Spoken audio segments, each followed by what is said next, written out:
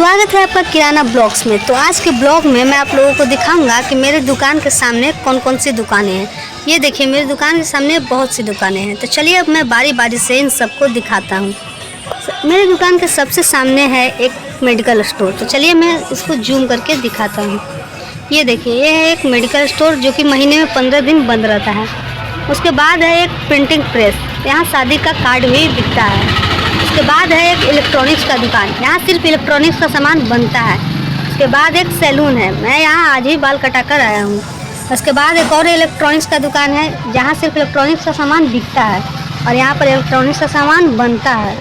उसके बाद आप लोग देख सकते हैं, यहाँ पर एक बर्तन का दुकान है, जहाँ पर अभी दिवाली की साफ़ सफाई हो रही है। इस दुकान में बर्तन शादी में भाड़े पर दिए जाते हैं, बिकते तो नहीं हैं लेकिन आप भाड़े पर ले सकते हैं। तो दोस्तों, आज के मिनी ब्लॉग में चैनल को सब्सक्राइब कर लीजिए। मिलेंगे नेक्स्ट ब्लॉग में।